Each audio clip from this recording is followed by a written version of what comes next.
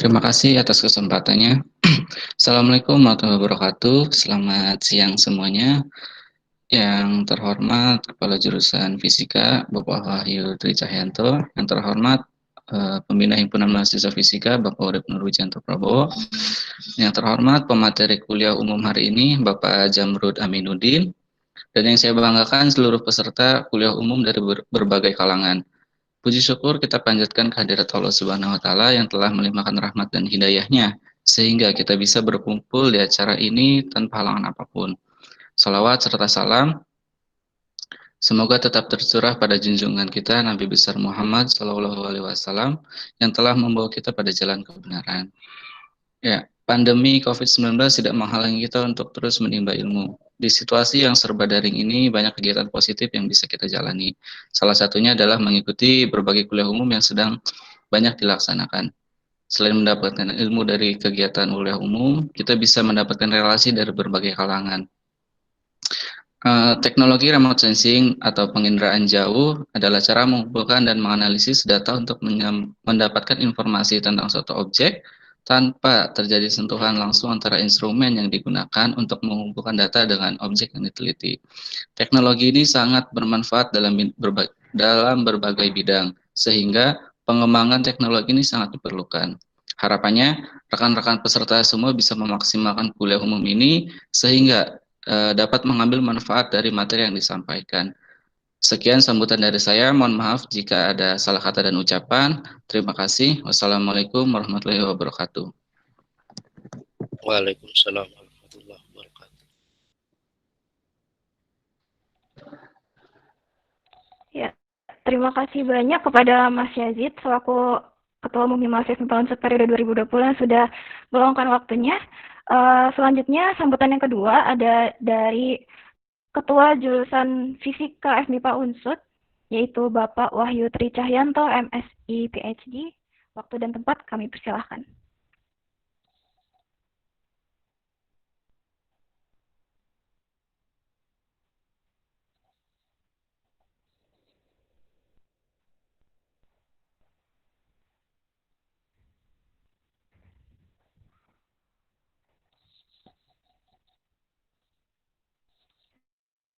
Oke, baik. Sepertinya Bapak Ketua Jurusan kita sedang berhalangan hadir. Karena satu dan lainnya, mungkin kita bisa langsung masuk ke acara yang selanjutnya, yaitu pembacaan CV moderator. Mungkin kepada panitia boleh ditampilkan.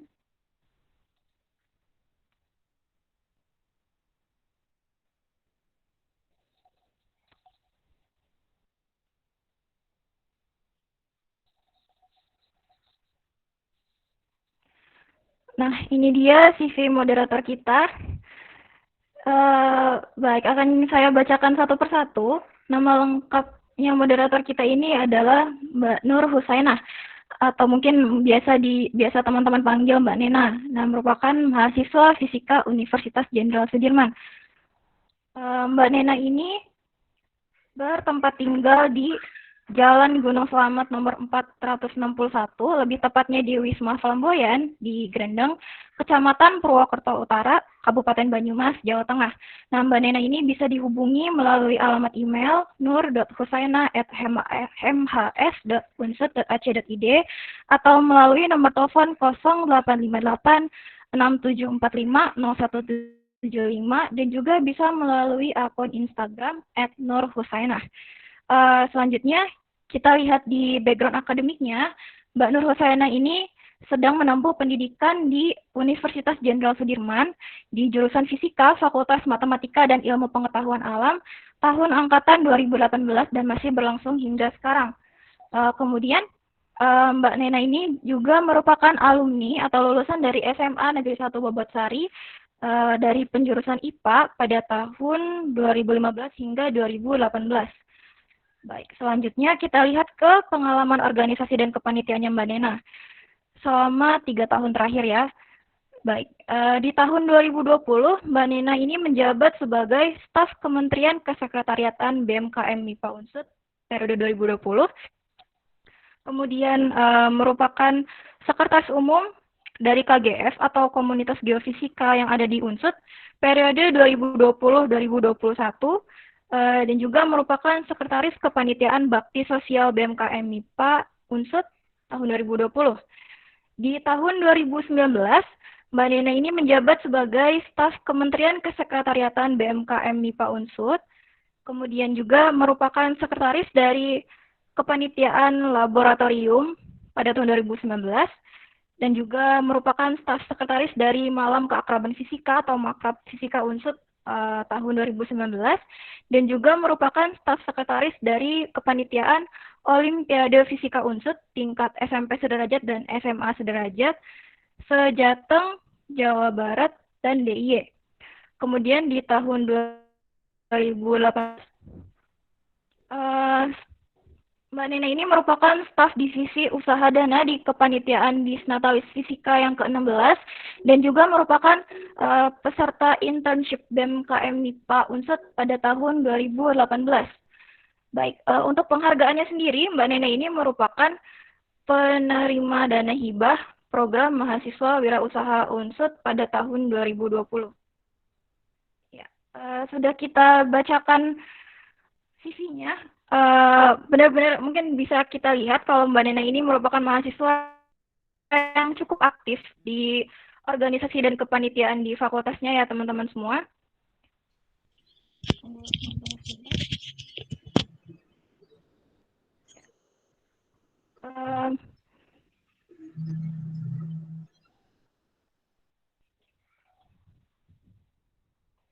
Ya, mohon maaf karena mungkin acaranya sedikit berubah. Sudah saya lihat bahwa Pak Wahyu Tri Cahyanto selaku Ketua Jurusan sudah memasuki forum. Mungkin kepada Bapak Wahyu Tri Cahyanto bisa memberikan sambutannya. Terima kasih. Baik, terima kasih kepada pembawa acara. Assalamualaikum warahmatullahi wabarakatuh. Terima kasih atas undangannya pada acara kuliah umum secara online itu ya, yang akan disampaikan oleh Bapak Dr. Jamrud Aminuddin. Ini tentu tentang keatmosferan itu ya, sains atmosfer. Nah,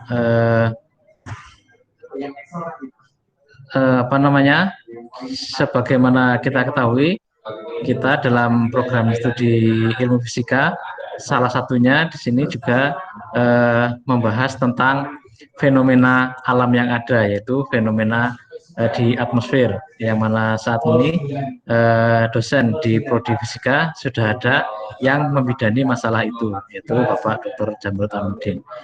Nah, semoga saja acara kuliah umum kali ini bisa memberikan manfaat kepada kita semua, khususnya kepada mahasiswa dalam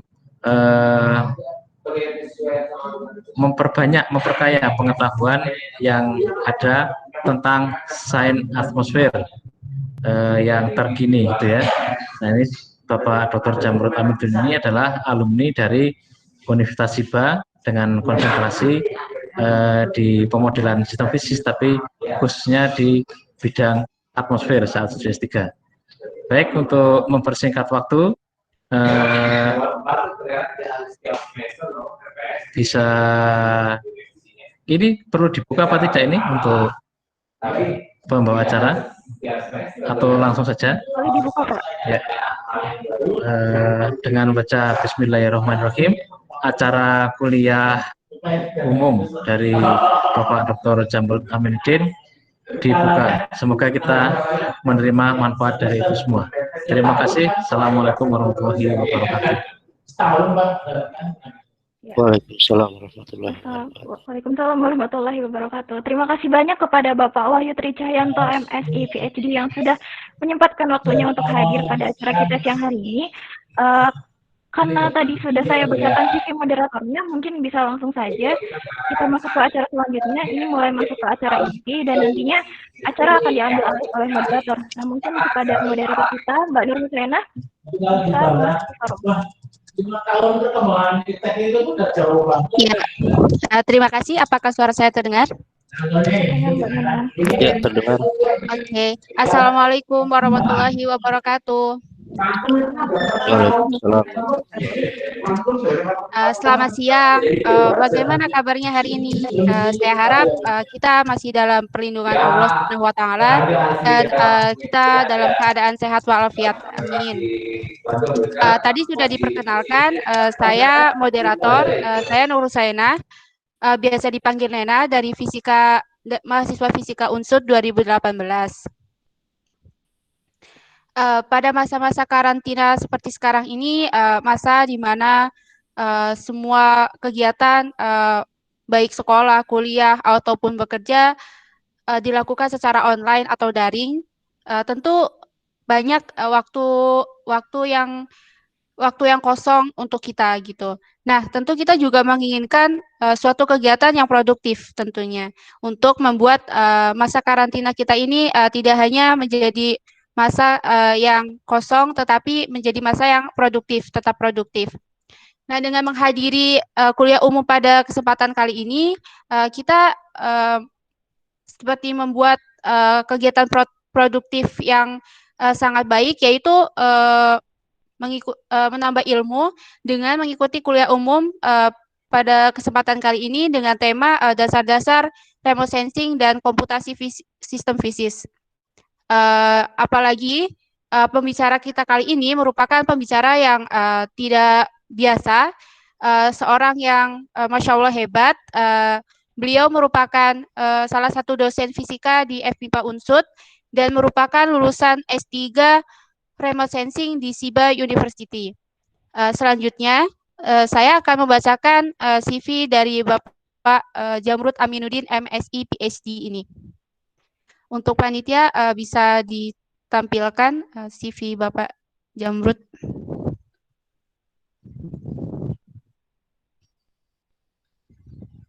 Oke, pembicara kita kali ini beliau adalah Jamrud Aminuddin MSI PhD yang lahir pada tanggal 11 Juni 1977 di Kasambang, Sulawesi Barat, Indonesia. Untuk academic qualification-nya, yang pertama Doctor of Philosophy, Graduate School of Advanced Integrated Science and Technology, SIBA University, Japan, pada tahun 2019.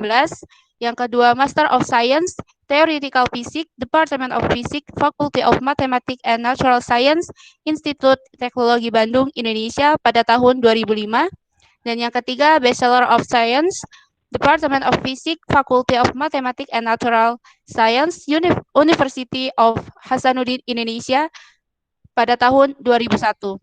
Untuk teaching experience-nya, beliau mengajar di Department of Physics, Faculty of Mathematics and Natural Science, Universitas Jenderal Sudirman, since 2006 until now.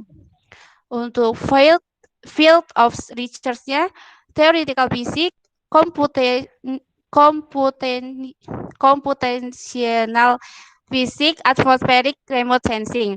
Selanjutnya penghargaan yang telah diraih oleh Bapak Jamrud Aminuddin ini, yang pertama, The Best Student Award of ISRS 2017 di Nagoya University, Japan. Yang kedua, The Best Presenter Award of IJJSS 2016 SIBA University, Japan. Dan yang ketiga, The Best Young Lecturer of Faculty of Science and Engineering 2013 Universitas Jenderal Sudirman, Indonesia. Selanjutnya, research grants-nya yang telah dilakukan oleh Bapak Jamrud Aminuddin MSI PhD ini sebagai ketua dan anggota telah dilakukan sebanyak 15 kali dengan biaya mencapai lebih dari 1 miliar rupiah. Nah, bisa dilihat banyak sekali research grant-nya. Lalu publikasi di jurnal telah dilakukan sebanyak 26 kali.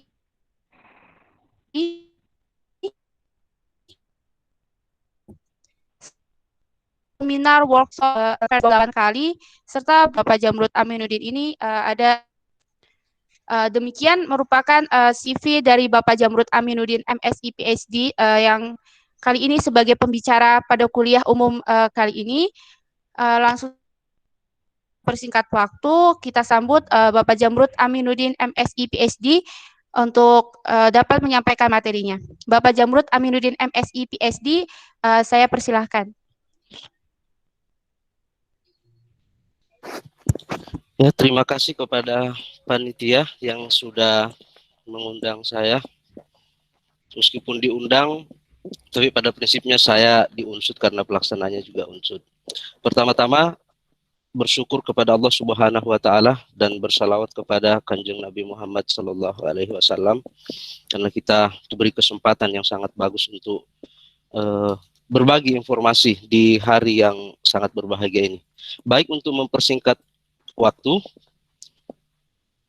saya akan memaparkan PowerPoint saya. Bisa dilihat?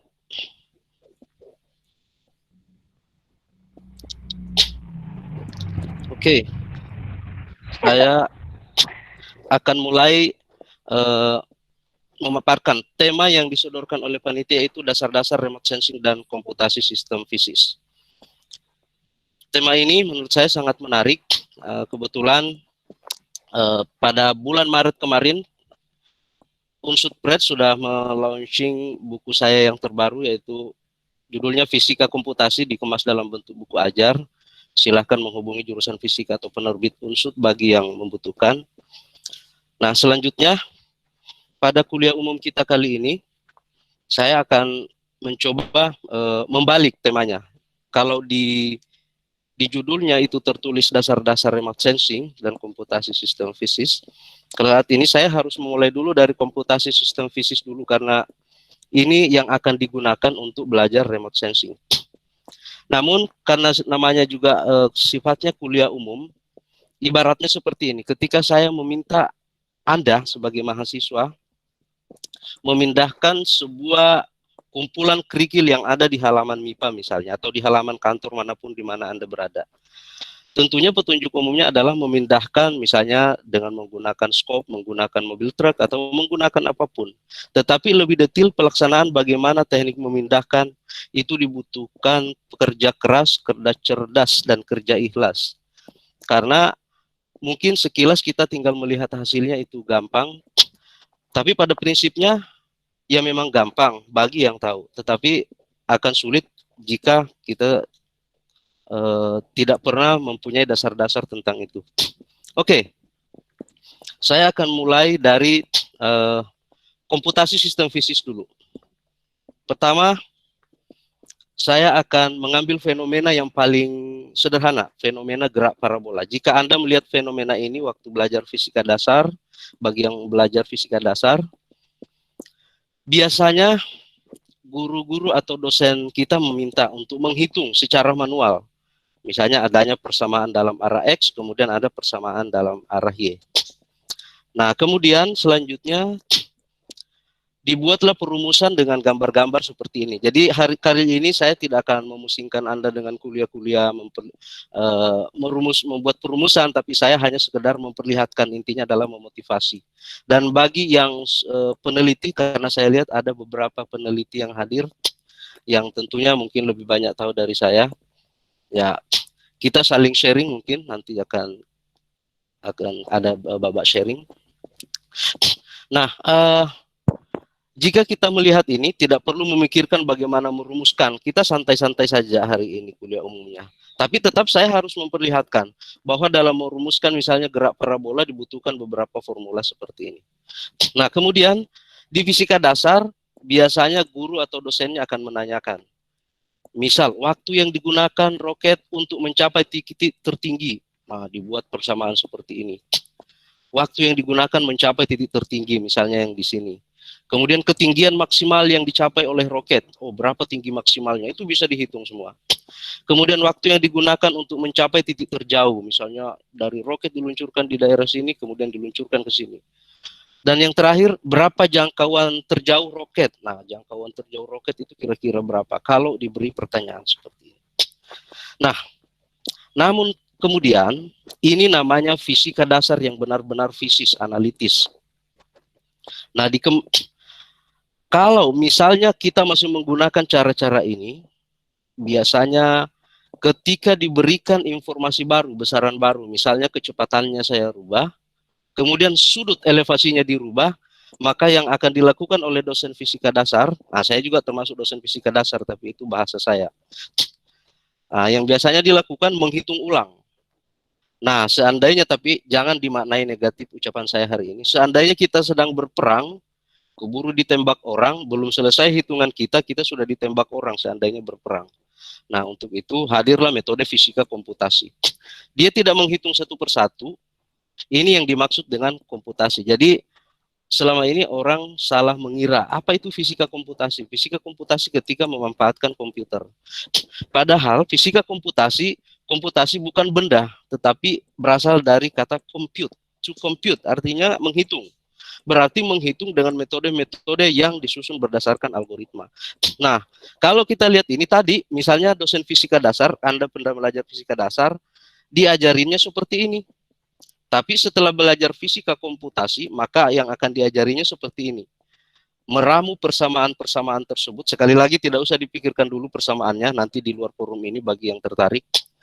Meramu persamaan ini, saya hanya memotivasi. Kita ramu persamaan ini menjadi sebuah persamaan matematis yang akan dipecahkan. Setelah itu, tidak usah dipikirkan juga listing programnya, kita membuat listing program. Saya contohkan di sini MATLAB, karena saya juga sedang mempromosikan buku ini. Jadi, diramulah dalam bentuk program. Setelah diramu dalam bentuk program, maka suatu saat ketika besar sudut peluncuran atau elevasi dirubah, maka akan terlihat lintasan-lintasan gerakan roket dengan pemodelan komputasi tanpa harus menggunakan perhitungan fisika dasar tadi. Nah, dengan pemodelan seperti ini, ketika kita berperang, tapi ini kan bahasa guyonan saja, kita hanya memasukkan, menginput parameter, kemudian komputernya di-enter karena programnya sudah jadi. Kemudian kita sudah tahu lintasan roket seperti ini, mau menghindar, kalau menghindar lari, atau ya terserah apapun tindakan kita. Ini cuma contoh. Nah, disitulah fisika ini yang dimaksud dengan fisika komputasi, yaitu mengkomputasikan fenomena-fenomena fisika. Nah, saya mulai dari dasar. Nanti akan ada hubungannya dengan remote sensing. Karena sangat susah mencari padanan di remote sensing, jadi saya mulai dari yang dasar ini. Selanjutnya, misal dalam mencari, waktu Anda belajar matematika, diminta untuk mencari akar persamaan, maka yang dilakukan adalah memfaktorkan, melengkapkan kuadrat sempurna, atau mencari dengan rumus ABC. Itu masih bisa dilakukan dengan analitik. Tetapi ketika saya memberikan Anda persamaan yang berorde 5, maka ini saya juga termasuk tidak akan bisa menghitung secara analitik. Maka dilakukanlah perhitungan dengan numerik. Nah, numerik itu adalah membuat sebuah metode menyusun algoritma seperti ini. Tidak perlu dipikirkan karena ruangnya terlalu sempit untuk membahas secara detail, tapi saya sekali lagi hanya sekedar memotivasi. Dibuatlah algoritma semacam ini, dibuat dari bagan-bagan grafik seperti ini untuk menghasilkan sebuah algoritma. Nah, dari imajinasi seperti ini maka ditemukan algoritma. Misalnya kalau kita ingin menghitung akar persamaan yang sangat rumit, dibuatlah algoritma seperti ini. Nah, mungkin Anda melihat ini, jangan sampai berpikir bahwa Pak Jamrud sedang jatuh cinta, akhirnya dia membuat gambar-gambar seperti ini. Tidak, ini semua ada maknanya. Karena untuk jatuh cinta itu masa saya sudah lewat, saya sudah tua, anak saya juga sudah 2. Nah, jadi kalau kembali ke sini, ini bukan asal dibuat dan bukan karena saya ingin, tetapi karena keinginan dari metode Newton-Raphson ini. Ini salah satu contoh, sangat banyak metode yang saya uraikan dalam buku ini. Nah, kode-kodenya pun ini punya makna. Kalau ada kode bundar seperti ini mulai, kemudian kode-kode yang lain semuanya ada maknanya. Ketika kita menghitung, kemudian di sini ada option pertanyaan, apakah fx sama dengan 0? Kalau dia 0, definisi akar adalah memotong sumbu x, maka persoalan kita selesai. Ya, artinya akar persamaan selesai. Tetapi jika tidak, maka dilakukan perhitungan lagi. Kalau tanda ini adalah keterangan, jadi yang segi 4 biasa itu adalah proses. Dilakukan perhitungan, dihitung kembali, kemudian dinilai ulang. Apakah dia sudah mendekati 0 atau sama dengan 0? Jika ya, selesai. Kalau tidak, balik lagi ke atas. Nah, inilah yang dimaksud dengan algoritma. Algoritma itu adalah membangun cara berpikir untuk menyelesaikan fenomena-fenomena fisika. Nah, sekali lagi bagi yang sudah pernah belajar ya tentunya hanya sekedar menyegarkan, tapi bagi mahasiswa yang tingkat dasar ini mungkin masih sulit, tetapi minimal Anda termotivasi hari ini. Nah, selanjutnya misalnya ketika Anda diminta untuk menghitung interaksi dua muatan, nah tinggal dibuat dengan Newton-Raphson tadi. Kemudian dibuat programnya, ini saya perlihatkan saja. Nah, prinsip yang lain, contoh. Ini dibangun dari ilusi-ilusi atau imajinasi seperti ini, namanya interpolasi. Jika kita ingin menebak titik C, maka kita harus mengetahui titik yang lain. Jadi prinsip interpolasi adalah mencari nilai di antara nilai-nilai yang diketahui. Jika tidak ada nilai yang diketahui, maka interpolasi tidak berhasil. Dibuat bersamaan dimulai dari konsep dasar seperti ini, kemudian berkembang pada interpolasi orde 1. Kemudian berkembang menjadi interpolasi orde 2, orde 3, sampai orde N. Nah, ketika kita mendapatkan sampai orde N, sekali lagi jangan langsung mati gaya melihat formula ini. Ini kan tujuan saya memotivasi. Jadi kalau nanti mau belajar lebih lanjut, ya jadi anak bimbingan saya nanti. Nah, kemudian suatu saat misalnya kita melakukan pengukuran ketinggian wilayah. Kita petakan satu persatu, mengambil satu titiknya, kemudian diplot. Setelah diplot, nah misalnya tampilan grafiknya masih kasar seperti ini. Mungkin ini gunung, tetapi kok gunungnya kasar, tidak seindah yang kita pandang gitu. Misalnya saya sekarang sedang berada di depan Gunung Slamet di Purwokerto. Nah, dengan metode komputasi dihaluskan, akhirnya kita mendapatkan, oh benar-benar real, gunung seperti ini bisa dibuat dalam bentuk gambar seperti ini, 3 dimensi, bisa juga dalam bentuk kontur. Nah, itu yang dimaksud dengan fisika komputasi. Nah, konsep-konsep seperti ini, misalnya nanti dalam pemetaan, itu sangat dibutuhkan interpolasi. Karena kenapa? Satelit, atau kalau kita mengatakan remote sensing, itu sangat jauh jaraknya dari bumi. Sangat jauh. Saking jauhnya, dia harus melewati yang namanya medan gravitasi bumi, karena kalau tidak satelitnya jatuh.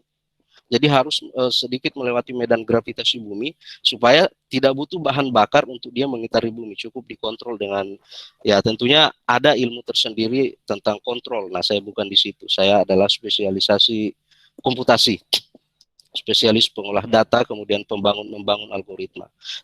Nah, kira-kira seperti itu pengantar saya tentang komputasi sistem fisik. Ini yang dimaksud. Jadi jangan lagi pernah berpikir bahwa fisika komputasi adalah mengetik atau apapun itu hanya menggunakan Excel atau apa.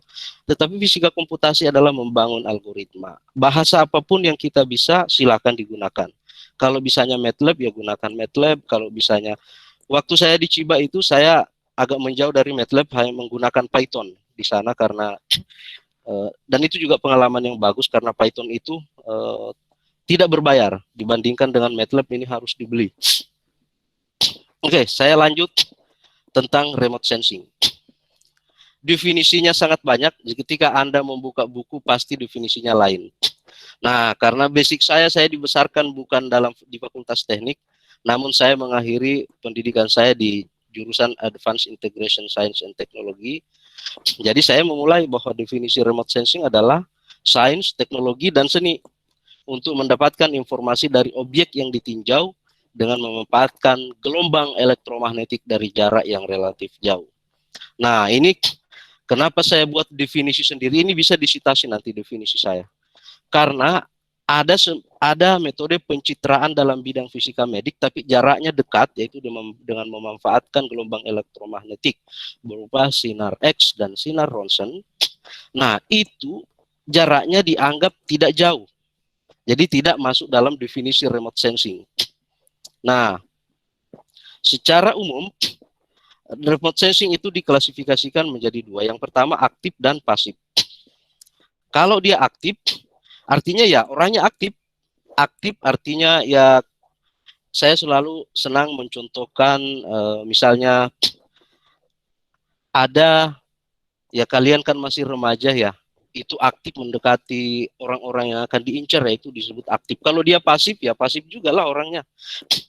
Jadi untuk aktif ini prinsipnya sangat sederhana, dia punya transmitter sekaligus receiver. Jadi transmitter ini akan mentransmisi gelombang elektromagnetik ke suatu objek, kemudian objeknya itu akan memantulkan informasi juga dalam bentuk gelombang elektromagnetik diterima oleh receiver. Nah, ini biasanya radar maupun LiDAR. Sedangkan passive remote sensing, dia memanfaatkan gelombang elektromagnetik. Ya, ini biasanya dari matahari itu sinar ultraviolet dan berbagai macam gelombang elektromagnetik dari sinar matahari kemudian mengenai objek, kemudian pantulan tersebut ditangkap oleh receiver. Dalam hal ini adalah satelit, atau kalau kita menggunakan ground instrument ya receiver. Nah, juga definisi tentang remote sensing itu sudah harus diperluas maknanya, bukan hanya sekedar mengolah data citra satelit. Remote sensing intinya adalah, nanti saya akan perlihatkan beberapa contoh-contoh remote sensing. Jadi dari permukaan bumi atau dari surface bumi, kita mengirimkan sinar laser ke angkasa, ke atmosfer, itu juga remote sensing, tetapi satelit. Jadi makanya di sini saya beri nama satelit dan ground instrument. Semuanya adalah remote sensing.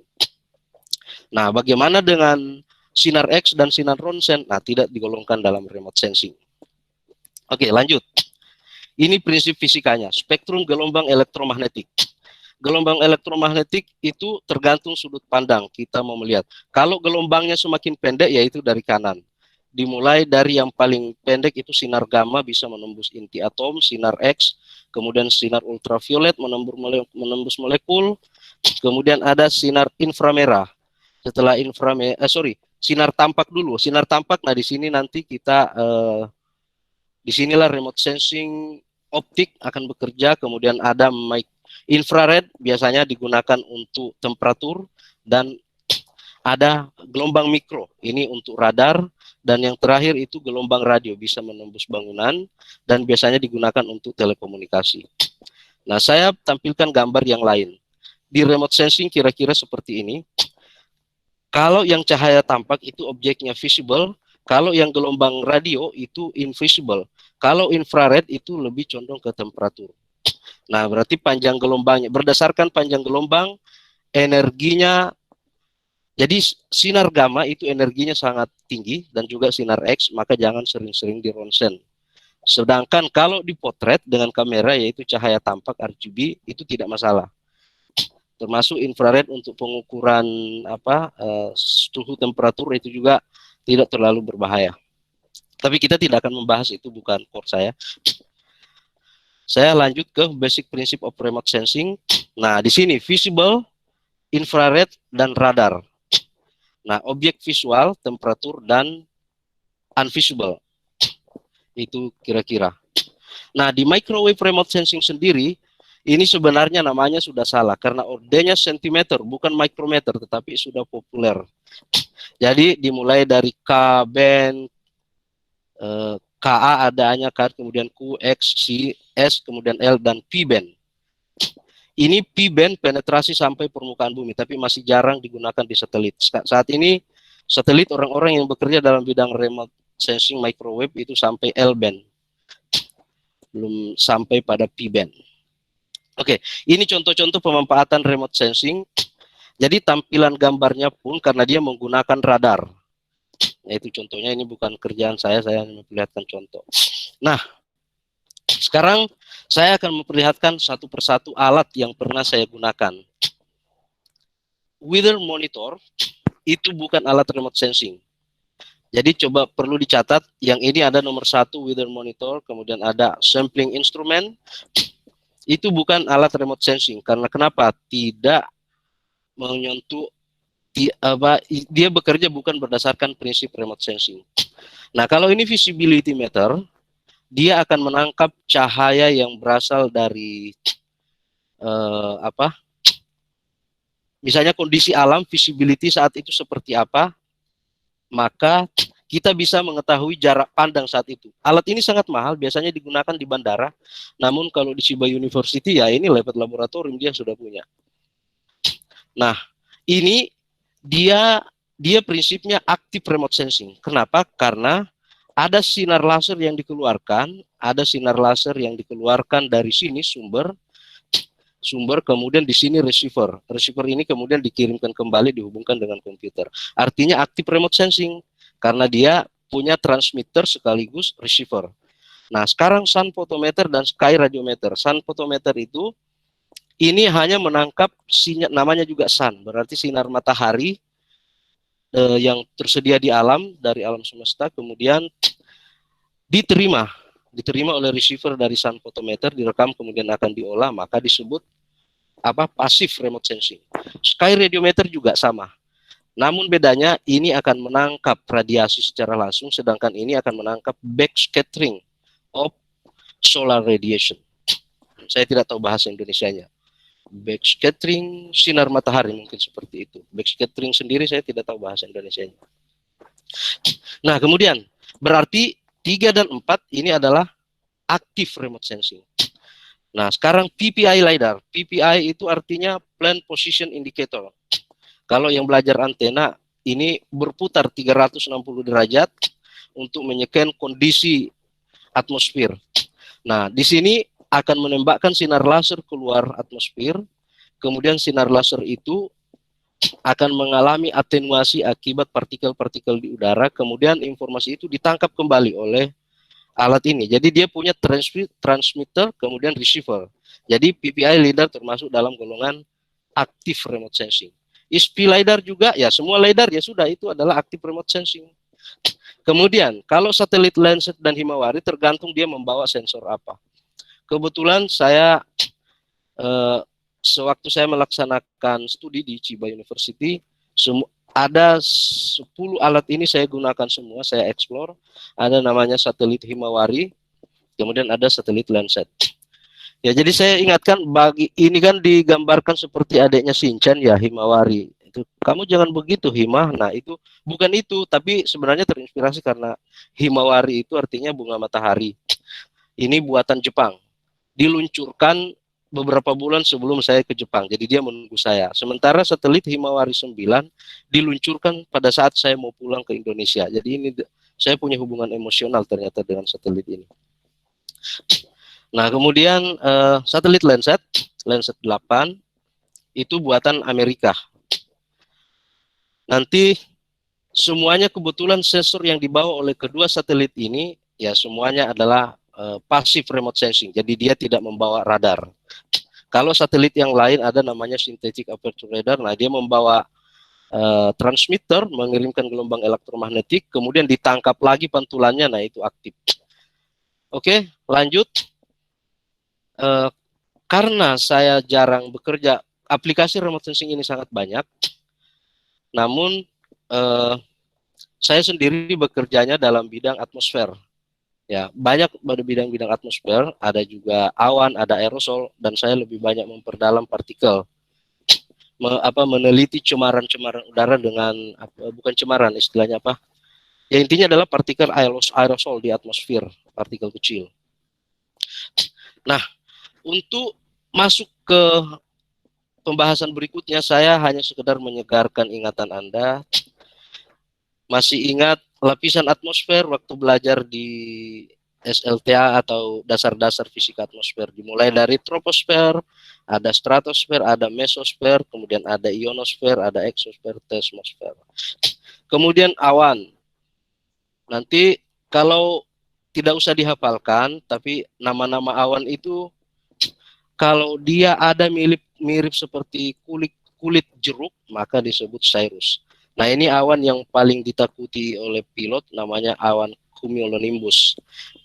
Dan berbagai jenis awan, stratocumulus, kemudian banyak klasifikasinya, tidak usah dihafalkan, cukup dipahami saja bahwa inilah atmosfer kita.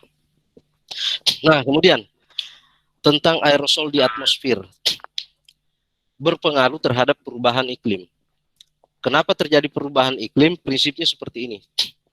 Sinar matahari, radiasi dari sinar matahari yang menuju ke bumi itu melalui lapisan atmosfer dan sudah difilter di lapisan ozon, kemudian mengalami interaksi dengan permukaan bumi. Nah, sebagian kembali lagi ke permukaan bumi, kemudian sebagian lagi dipantulkan kembali. Semula pada saat awal penciptaan alam semesta, kondisi ini setimbang.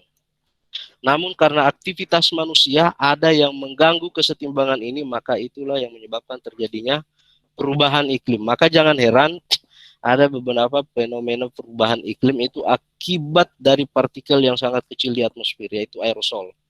Itu yang memegang peranan penting dalam perubahan iklim. Nah, aerosol ini posisinya sangat dekat dengan troposfer. Berdasarkan penelitian ini, saya mengutip dari peneliti dari Italia, ini di Italia, itu di sekitar 2 km dari permukaan bumi. Makanya jangan heran kalau saya juga waktu muda itu mendaki gunung.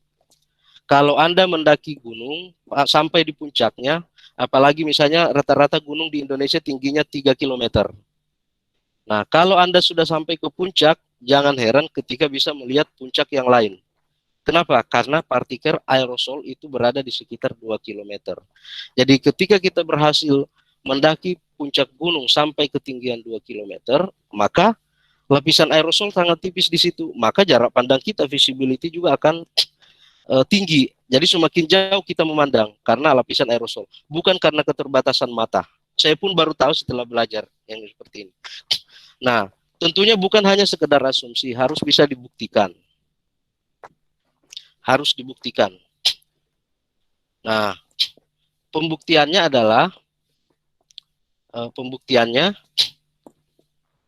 dilakukan penelitian melihat ini kalau merah berarti lapisan aerosolnya tinggi.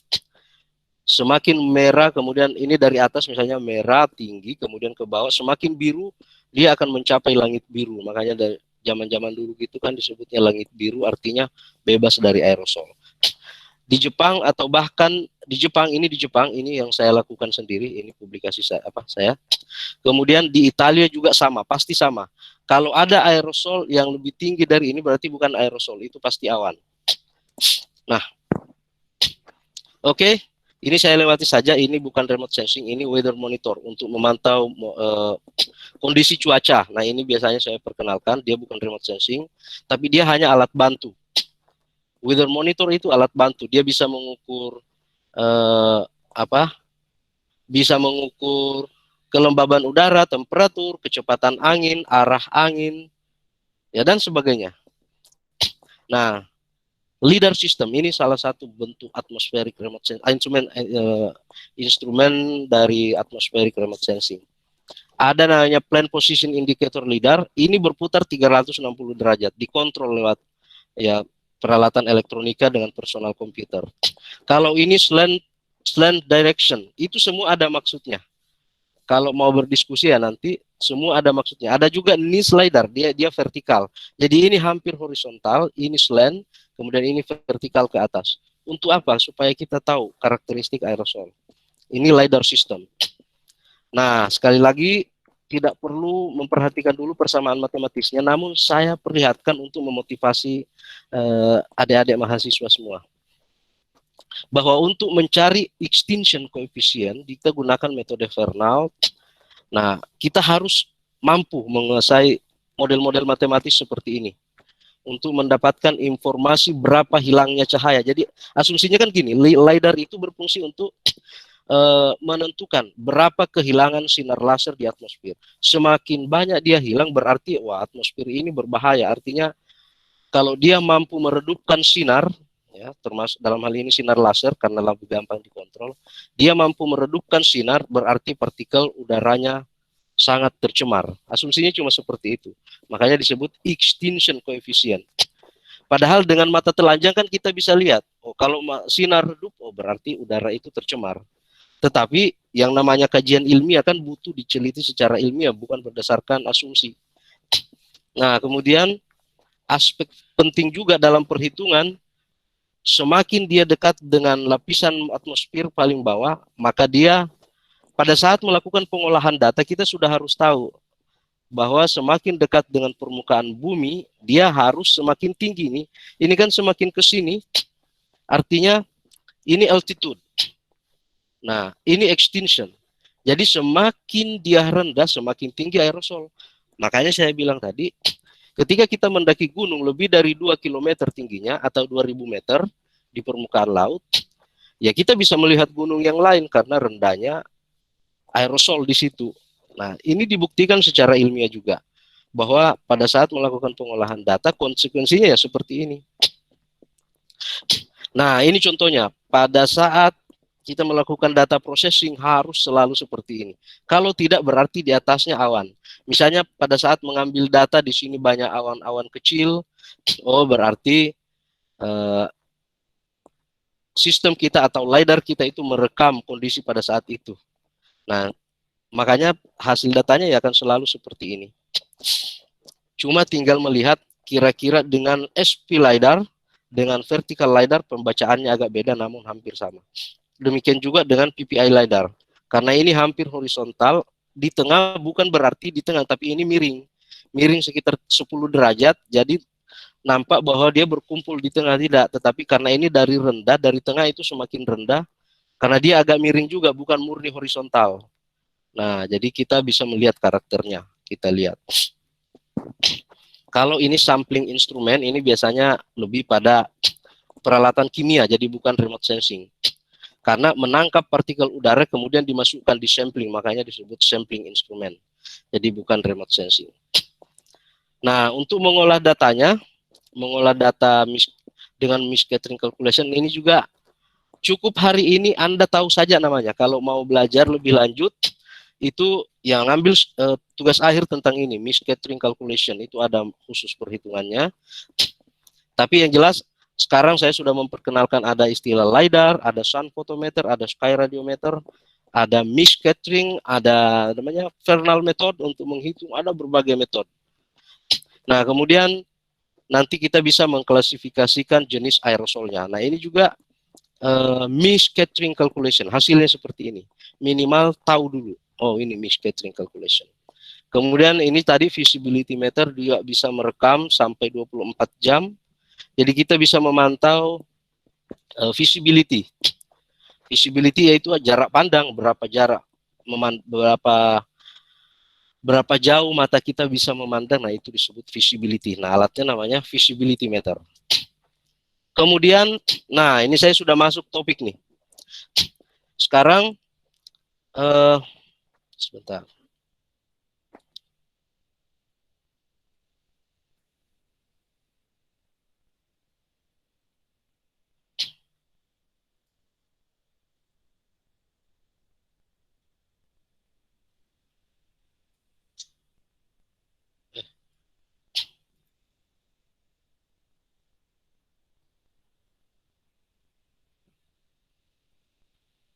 Mohon maaf, sebentar sedikit ada gangguan.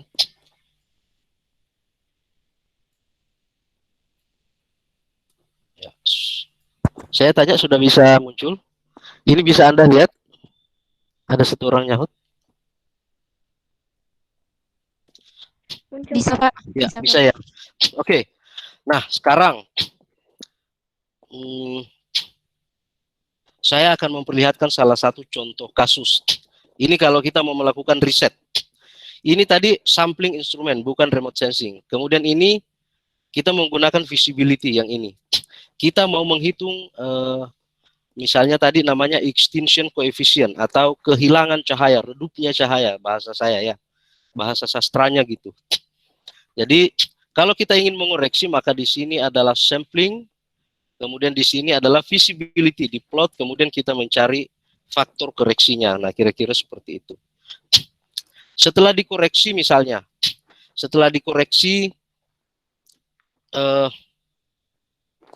semula misalnya seperti ini. Semula misalnya ini panjang gelombang 550, kok terlihat sama dengan 450, mestinya kan lebih di bawah. Jadi mengaplikasikan faktor koreksi ini setelah dikoreksi, oh maka dia persis hampir sama. Jadi antara satu alat dengan alat yang lain tentu berbeda, jadi butuh koreksi. Nah, tadi ada namanya interpolasi. Kalau saya ingin tahu, ini kan 450 panjang gelombang. Sementara saya ingin tahu panjang gelombang di 349 dan 532. Maka saya memanfaatkan namanya prinsip interpolasi Lagrange di sini. Jadi supaya tanpa harus mengukur lagi, saya bisa mengetahui berapa pembacaan untuk panjang gelombang yang lain. Karena kalau semuanya harus, misalnya dipasang semua sensor untuk panjang gelombang tertentu, ya itu satu panjang gelombang kan biayanya mahal. Jadi cukup yang penting-penting saja. Biasanya red, green, and blue.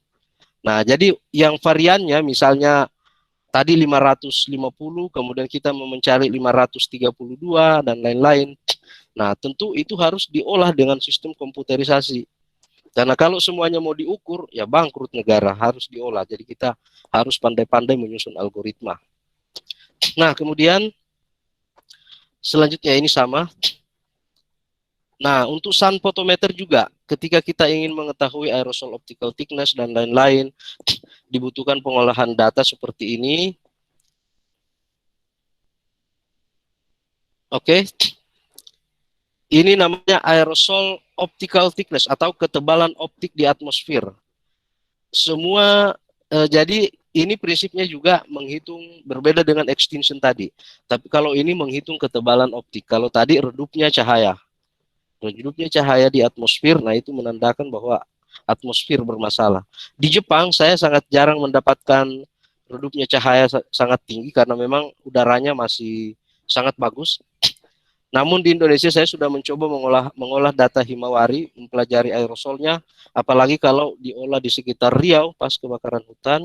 Nah, kita akan melihat ya kerusakan kondisi atmosfer dengan bahkan sudah bukan termasuk dalam aerosol halus, tetapi aerosol kasar. Bahkan dipantau seperti awan, besarannya seperti awan. Padahal aerosol ya tidak beda dengan awan. Tapi karena sudah terlalu parahnya, kadang-kadang aerosol di Indonesia terbaca seperti awan. Berarti sudah sangat mengkhawatirkan. Nah, ini saya harus sekedar memperkenalkan ini aerosol optical thickness dan ada angstrom exponent. Kalau aerosol optical thickness itu ketebalan optik. Kalau bahasa fisikanya yang paling gampang dimengerti apa itu aerosol optical thickness, transparansi di atmosfer. Kalau aerosol extinction coefficient, redupnya cahaya di atmosfer. Kalau angstrom exponent artinya besarnya partikel di atmosfer. Nah, gitu, besarnya partikel, angstrom exponent. Jadi sudah ada 3 parameter. Nanti kalau mau diperdalam, yaitu nanti di tugas akhir. Kemudian, oke. Itu tadi kalau kita menggunakan peralatan dari darat. Nah, sekarang kita rehat sejenak. Ini kalau menggunakan kita menggunakan apa namanya? Satelit. Kita nonton film dulu.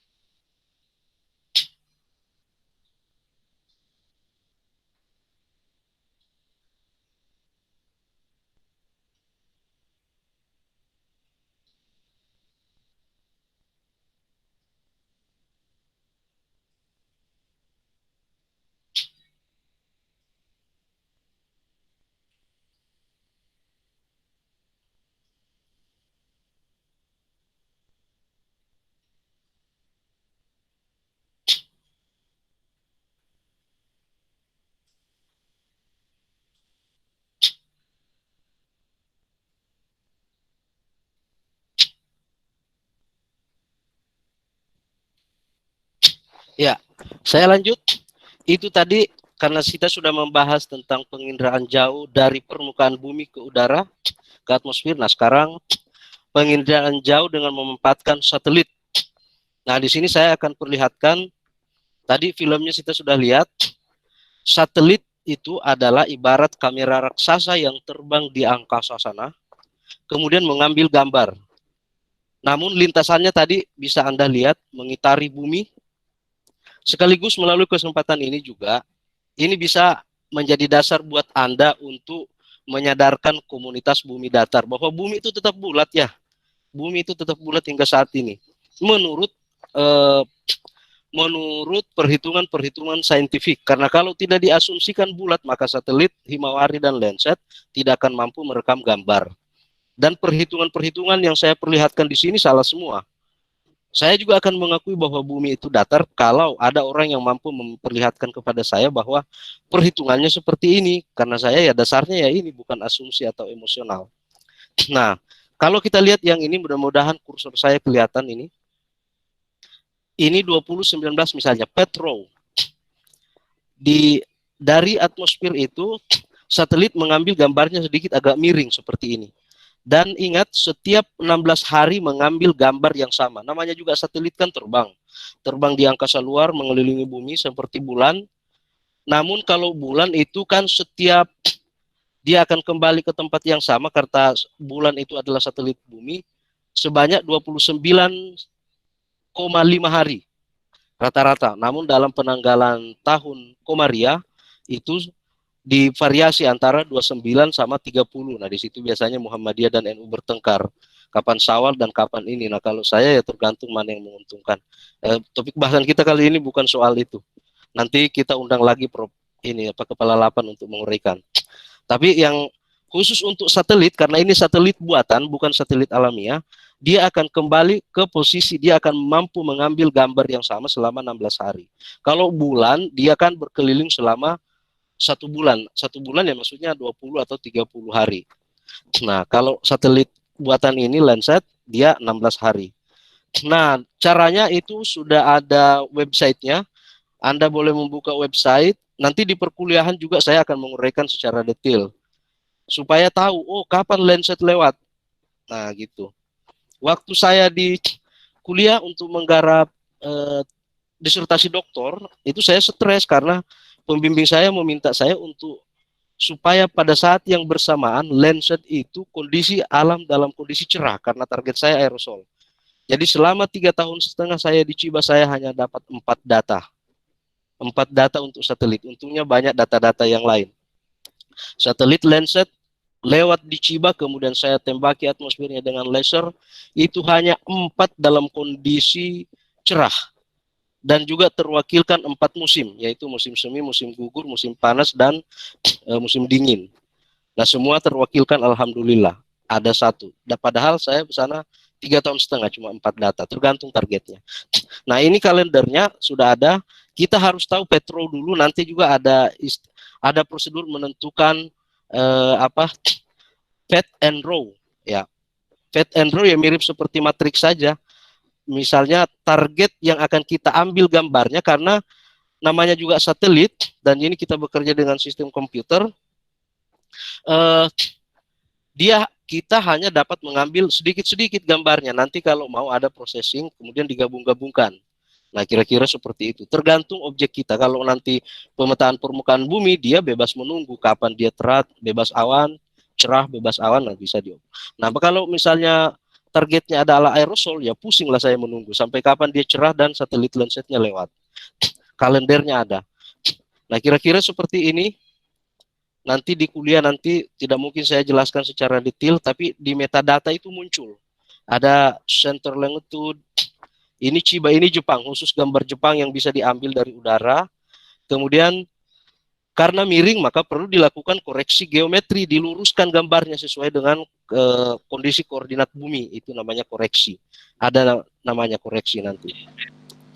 Nah, kemudian proses kebetulan karena saya bekerja untuk mencari aerosol, bukan untuk memetakan permukaan bumi, maka melakukan prosedur-prosedur hitungan apparent reflectance seperti ini, ya. Untuk lebih detailnya ini saya ambil dari visible band, ya visible band artinya bukan thermal band, itu band 2 dan band 3. Sedangkan satelit Himawari, nah ini satelit Himawari, kalau satelit Landsat sekarang generasi 8, kalau Himawari itu sudah generasi 9 sekarang. Dimulai dari generasi pertama sampai generasi 9. Artinya kalau lihat tanggal lahir saya lebih tua sebulan dari satelit Himawari ini. Karena Himawari di bulan Juli 77, saya bulan Juni. Jadi ya saya masih lebih tua lah sebulan dari satelit Himawari. Nah, saya lanjut, ini kira-kira informasi tentang satelit Himawari, dia akan membawa beberapa panjang gelombang. Nah, bedanya dengan Landsat, kalau dia ini geostationary orbit.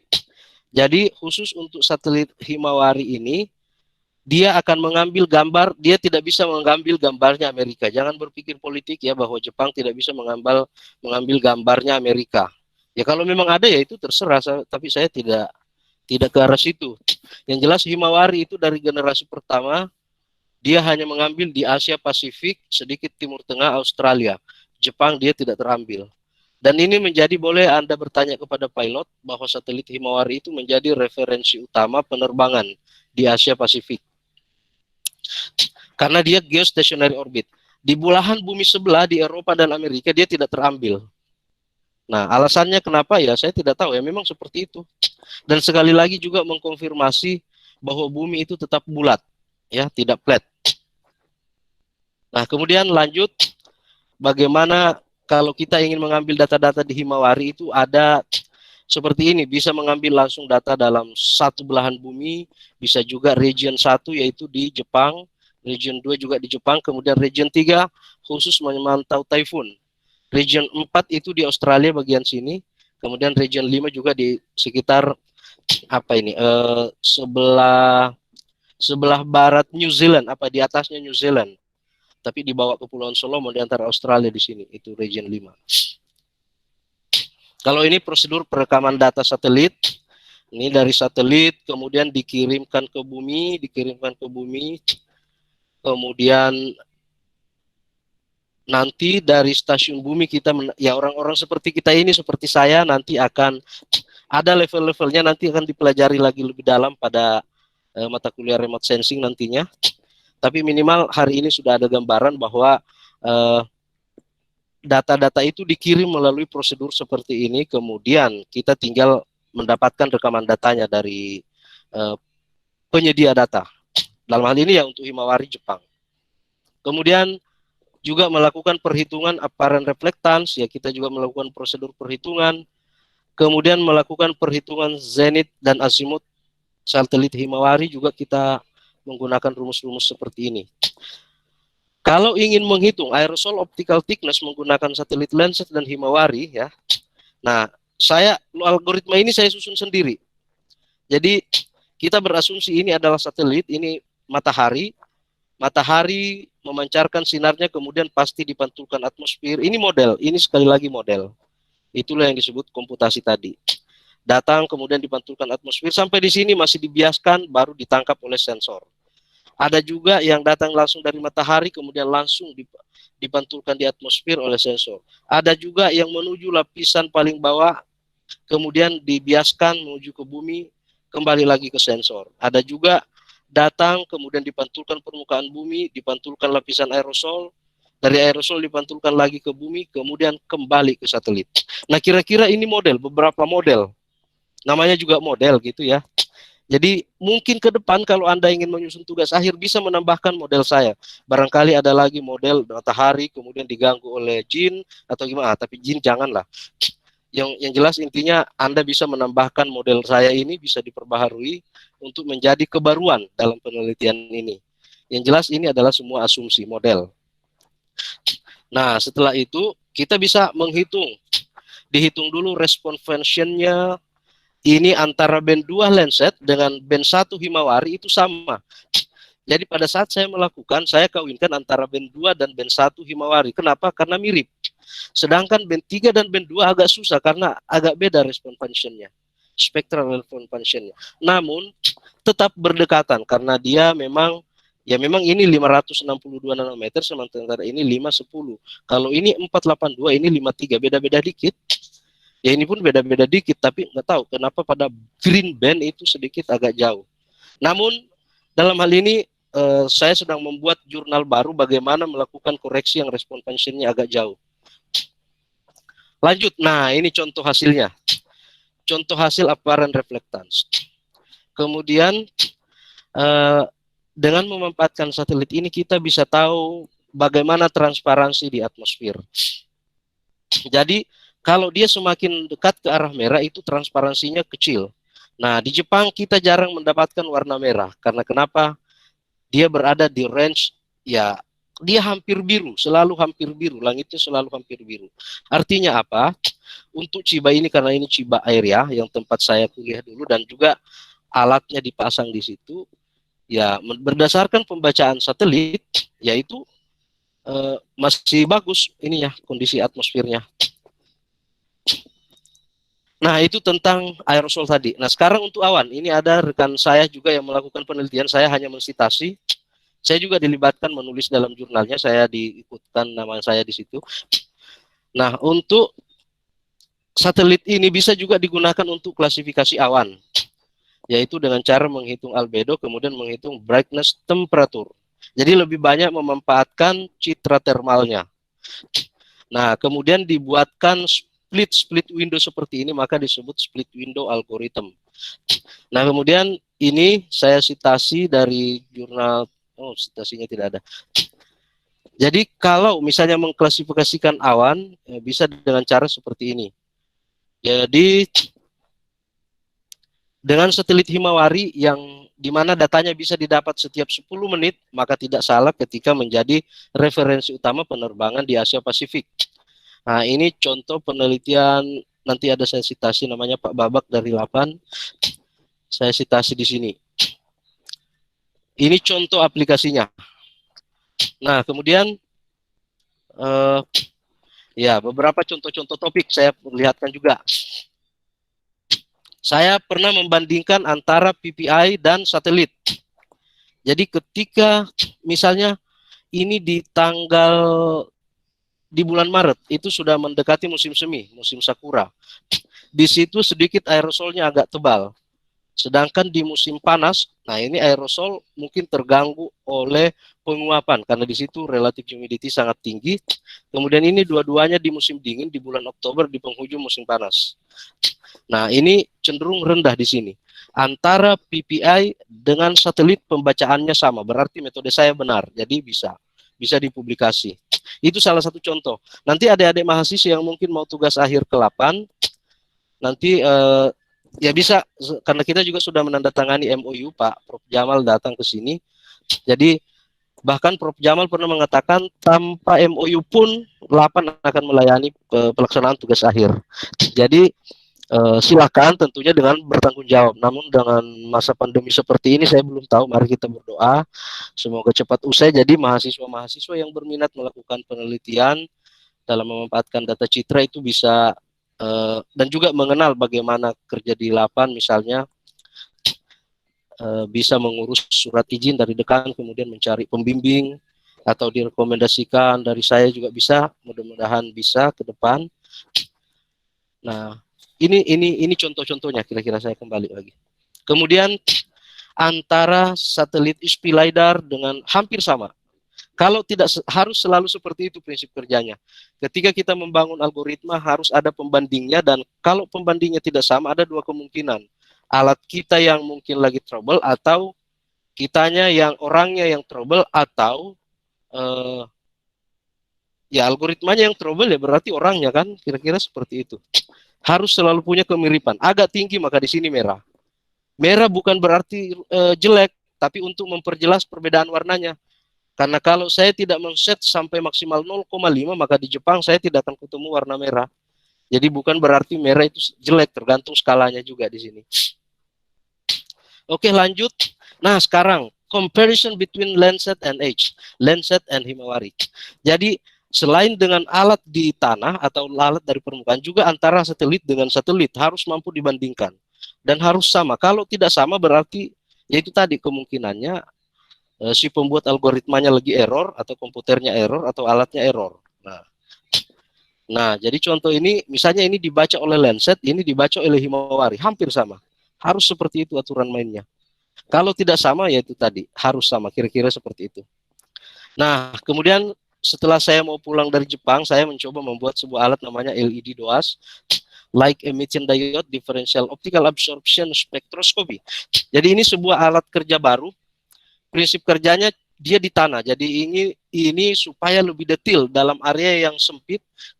Ini ke depan bisa dimanfaatkan untuk mengukur kondisi udara. Tapi ini kalau misalnya alat ini kan sudah hampir berhasil sebenarnya. Tinggal saya kembangkan sekarang juga karena dapat proyek, jadi itu saya juga sedang mengembangkan.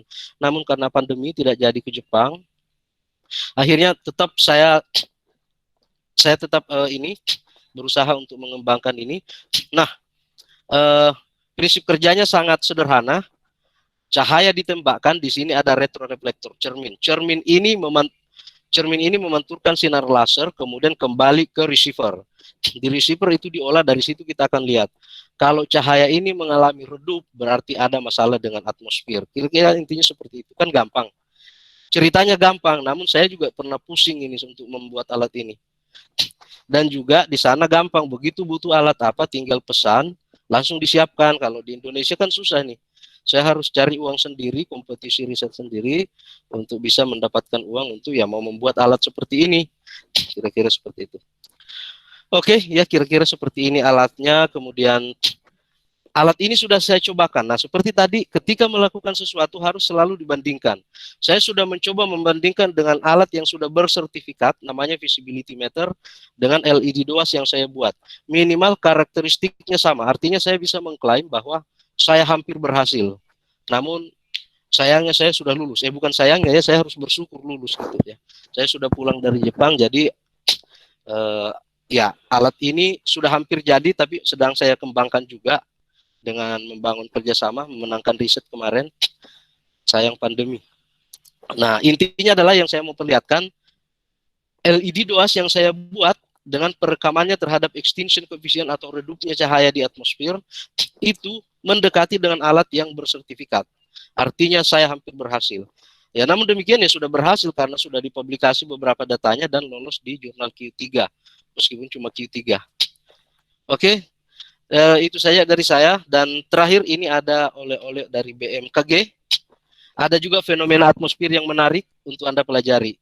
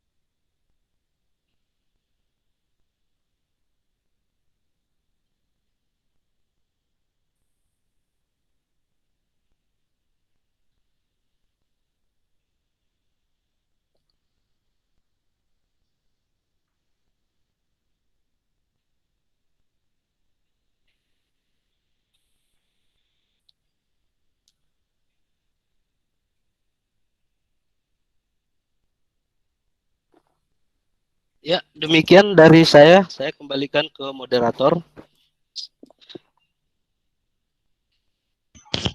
Ya baik, terima kasih kepada Bapak Jamrud Aminuddin MSI PhD yang telah memaparkan materi kuliah umum pada hari ini. Sangat seru banget materi yang telah disampaikan. Selanjutnya, kita memasuki sesi yang selanjutnya, yaitu sesi tanya jawab. Di sini bagi peserta yang ingin bertanya dapat menuliskan nama dan instansinya. Lalu nanti saya akan persilahkan untuk menyalakan mikrofon. Setelah dinyalakan, dipersilahkan untuk menyampaikan pertanyaan yang ingin ditanyakan kepada pembicara. Namun jika tidak ingin menyalakan mikrofon, maka dapat menuliskan pertanyaannya di kolom komentar. Nanti saya akan membacakan pertanyaan tersebut. Pada sesi tanya jawab kali ini dibagi dalam 2 termin. Yang termin pertama itu untuk 3 orang penanya dan termin kedua juga untuk 3 orang penanya. Langsung saja saya buka sesi tanya jawab untuk termin pertama. Silakan untuk peserta jika ada yang ingin ditanyakan kepada pembicara.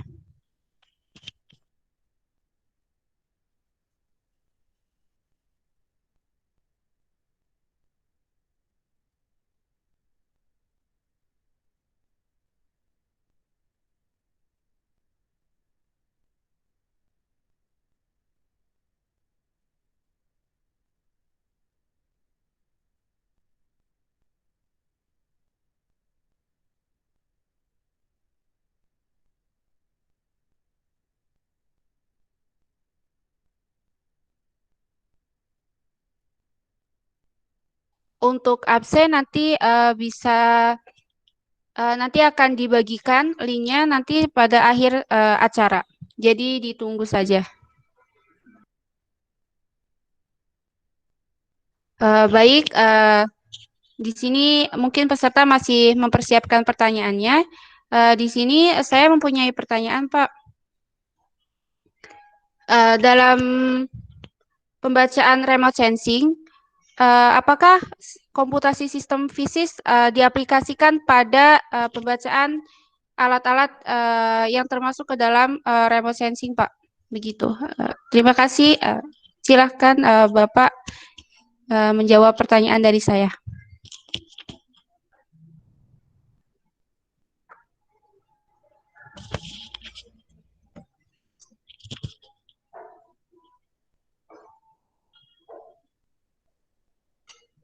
Sorry, ya saya yang baru mengaktifkan mikrofon. Oke, jawaban saya adalah pertanyaannya itu apakah komputasi sistem fisis akan sangat digunakan dalam remote sensing? Itu sangat digunakan. Contohnya, ya seperti yang saya paparkan tadi, data-data yang kita dapatkan baik dalam proses menggunakan remote sensing dengan ground based instrument maupun dengan satellite based instrument atau menggunakan satelit, pada processing datanya itu saya sudah perlihatkan tadi, itu melibatkan beberapa algoritma. Contohnya adalah Vernal method. Vernal method itu adalah sebuah metode untuk memecahkan persamaan LiDAR contohnya. Nah, yang kedua, yang tadi juga saya jelaskan, ketika saya ingin menghitung parameter aerosol, misalnya aerosol optical thickness dengan menggunakan satelit. Aerosol optical thickness itu artinya transparansi di atmosfer. Dengan menggunakan, pada saat kita mengolah datanya dengan program apapun, ya boleh, kita bebas, apapun yang kita kuasai. Kebetulan saya menggunakan Python. Kemudian pada saat diolah datanya, tampilan awalnya itu sangat kasar. Kemudian supaya penyajian data tersebut bisa smooth atau halus, maka dilakukan interpolasi Lagrange. Interpolasi polinomial Lagrange artinya metode untuk menebak titik-titik yang diketahui di antara titik-titik yang diketahui. Nah, karena perekaman satelit itu tidak mungkin detail sekali, karena dia hanya memanfaatkan informasi nilai piksel pada saat perekamannya, maka dibutuhkan metode interpolasi untuk memperhalus datanya itu. Karena yang kita plot itu kan semua angka-angka, representasi angka-angka yang diwakilkan dalam bentuk gambar. Nah, pada saat itu diolah, jaraknya kan jauh gitu ya, 1 piksel misalnya, apalagi Himawari dengan resolusi sampai cuma 1 km sampai 2 km. Kalau Landsat kan bisa, dia lebih halus, itu resolusinya sampai 15, itu pun citra thermal. Berarti untuk Landsat yang saya gunakan visible band itu 30 meter. Nah, 30 meter lebih. Tapi itu pun 30 meter, bayangkan separuh lapangan sepak bola dari jauh, masih butuh interpolasi supaya datanya benar-benar halus gitu. Nah, jadi kesimpulannya adalah apapun metode komputasi yang mau kita terapkan di remote sensing, yang penting ada hubungannya, itu sangat membantu. Namun sekarang ada juga beberapa praktisi, kalau praktisi dia ada software jadi. Nah, sekarang banyak software yang sudah jadi, misalnya AirMapper, dia tinggal mengolah datanya, klik-klik. Kalau di fisika itu kan identitas mahasiswa fisika itu, kalau misalnya di lapangan ada beberapa ekor kerbau, nah itu kan ciri khasnya fisika ya, misalnya diberi pertanyaan, hitunglah berapa ekor kerbau di lapangan. Kalau mahasiswa sosial atau siapapun kan dia langsung hitung, oh ini kerbau 1, 2, 3. Kalau fisika, dia biasanya menghitung berapa kakinya kemudian dibagi 4. Nah, itulah identitas mahasiswa fisika. Artinya apa? Bukan sengaja ingin memperumit masalah, tetapi tujuannya ada. Kenapa? Kalau seandainya suatu saat terjadi bencana alam, kita tidak mendapatkan bodinya kerbau, maka kakinya kita bisa hitung. Nah, kira-kira itu analoginya gitu. Kenapa itu mengembangkan algoritma itu sangat penting, terutama untuk aplikasi remote sensing. Ya, demikian. Ya, di sini saya juga lihat ada Pak Bambang Setiadi dari LIPI, Pak Hari Septanto dari LAPAN ya.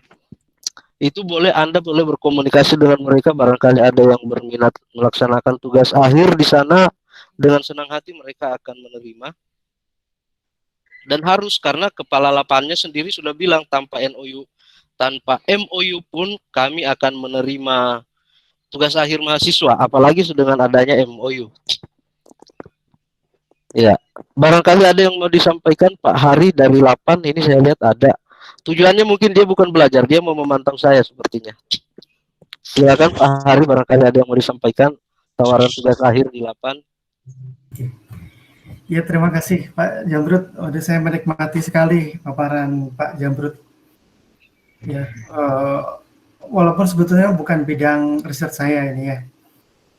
Saya mohon izin memperkenalkan diri ya. Saya Hari dari Pusat Teknologi Satelit di Lembaga Penerbangan dan Antariksa Nasional LAPAN. Jadi terkait satelit tadi, kalau tadi yang disampaikan oleh Pak Jamrut itu di bagian aplikasi satelitnya gitu ya. Kalau saya bekerja di bagian hulunya, bagaimana membuat satelit yang bisa menghasilkan citra yang nanti bisa dilakukan untuk pemanfaatan yang tadi Bapak Jamrut sampaikan itu gitu ya. Jadi tadi seperti disampaikan Pak Jamrut, kami terbuka sekali untuk menerima kerja praktik gitu ya.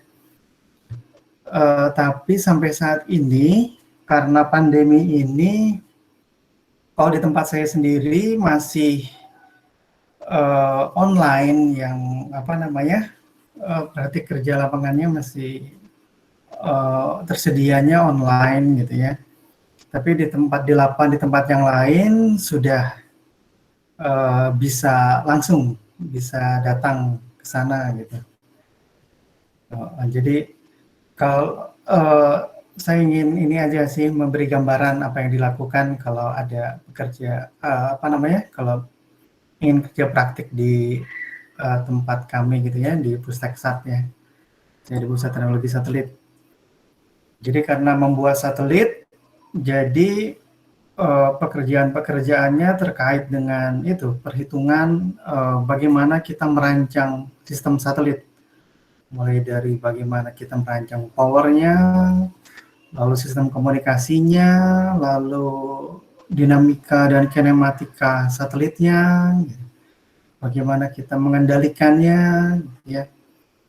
Nah, di bagian yang ada juga pekerjaan yang yang menjadi yang hampir mendekati dengan tadi yang Pak Jambrut presentasikan, yaitu karena LAPAN sudah memiliki satelit ya, jadi sudah ada 2 satelit satelit LAPAN yang mengorbit, yang sudah menghasilkan citra. Nah, karena di Pusteksat itu basisnya tidak menganalisis citra itu, tapi yang dilakukan adalah bagaimana menyiapkan citra itu, jadi membuat koreksi-koreksi citra itu, sehingga nanti bisa siap diberikan ke seperti misalkan peneliti seperti yang dilakukan oleh Pak Jambrut tadi gitu ya. Bagaimana menganalisis lebih lanjut lah, kurang lebih seperti itu gitu. Jadi di bagian kami itu bagaimana mengoreksi citra, jadi karena kita dapat citra kan, kita kalau kita harus punya referensi juga gitu ya. Jadi gambar yang kita foto dari atas itu harus ada referensinya. Nah, yang punya referensinya kan ada BIG ya. BIG itu punya referensi peta gitu ya. Misalnya kalau gambarnya peta ya. Peta. Jadi nanti bisa terkoreksi lah. Kurang lebih seperti itulah. Tapi itu pun hanya terbatas di citra-citra dari satelit dari satelitnya LAPAN. Tapi kalau di pusat yang lain, misalkan ada pusat teknologi data, maka di sana ada banyak pekerjaan menyiapkan dan mengoreksi data-data dari satelit-satelit asing, satelit-satelit yang sudah terkenal, yang tadi Pak Jambrut gunakan, misalkan Himawari, Landsat, gitu ya. Nah, di situ juga ada. Nah, terus di LAPAN juga ada pusat pemanfaatan. Nah, yang tadi pemanfaatan teknologi satelit. Tapi ini lebih banyak ke citra, gitu ya, ke citra. Di sana juga banyak sekali kerja praktik maupun tugas akhir dari S1 sampai S3 di sana ya. Lalu LAPAN juga ada pusat teknologi penerbangan. Program yang sedang dilaksanakan sekarang ini program N219 amfibi gitu ya, pesawat untuk penumpang gitu ya. Lalu juga UAV. Jadi di sana fokus pekerjaannya seperti itu. Lalu saya teringat tadi ilustrasi fisika komputasi tadi. Jadi di LAPAN juga ada pusat teknologi roket, di mana di sana juga menerima juga mahasiswa-mahasiswa untuk kerja praktik gitu ya. Nah, mengenai yang spesifik seperti paparan Pak Jambrut tadi, itu dilakukan oleh LAPAN di pusat sains antariksa, dan satu lagi pusat teknologi PSTA, teknologi dan sains antariksa. Wah, saya sampai lupa nih panjangannya apa itu ya. Tapi itu lokasinya di Bandung. Jadi yang satu bagaimana menganalisis atmosfer seperti yang tadi dipaparkan oleh Pak Jambrut ya, dan juga menyiapkan instrumen-instrumen untuk menganalisis atmosfer itu gitu ya. Jadi menyiapkan instrumen radar dan sebagainya gitu. Jadi terbuka peluang sekali kerja praktik di LAPAN ini, kerja praktik maupun tugas akhir di LAPAN ini. Jadi silahkan nanti ada apa namanya, ada di websitenya gitu. Saya lupa nih. Websitenya itu ada sekarang terpusatnya. Ada websitenya, website layanan 8 lah itu ya. Nanti bisa saya sampaikan di chat lah kalau memang memerlukan. Ya, terima kasih Pak Jamrud atas kesempatannya. Demikian dari saya. Mohon maaf tidak ada pertanyaan nih. Saya sudah terkagum-kagum dengan presentasi Pak Jamrud ini.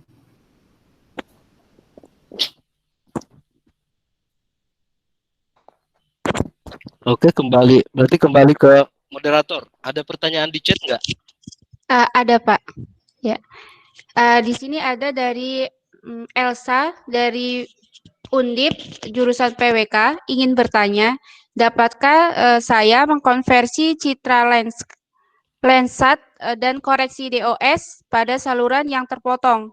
Dan setelah melakukan pansparking pada citra Landsat 8, mengapa saluran NIR masih 30 meter resolusinya? Terima kasih. Begitu Pak, silahkan untuk dijawab. Ya, pertanyaannya bagus. Kalau pertanyaan pertama memang saya agak kesulitan menjawab karena saya jarang menggunakan software AirMapper atau yang sudah jadi. Ini kelihatan pertanyaannya dia pasti sudah berpengalaman mengolah data dengan software yang jadi. Kalau di fisika biasanya kita lebih pada menyusun algoritmanya kira-kira gitu. Dia punya identitas sendiri.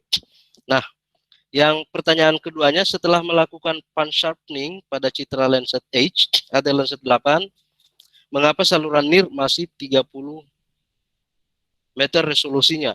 Oh iya ya. Oh gini. Dia juga ini terlihat menggunakan software, kalau bukan AirMapper, dia juga ada prosedur apa pansharpening, dia penajaman citra gitu ya. Nah, mengapa saluran NIR masih 30? Ya memang karena resolusi awalnya itu sudah tidak bisa diganggu gugat memang. Kalau saluran resolusi sebuah satelit misalnya Himawari 1 km, ya memang akan 1 km sudah tidak bisa diganggu gugat. Jadi ibaratnya seperti ini, satelit itu adalah kamera raksasa. Jadi ketika saya mengambil gambar, maka resolusi misalnya di kamera itu, misalnya saya punya kamera HP resolusinya misalnya sekian megapiksel, pada saat diambil apapun yang dilakukan itu tidak akan berubah lagi.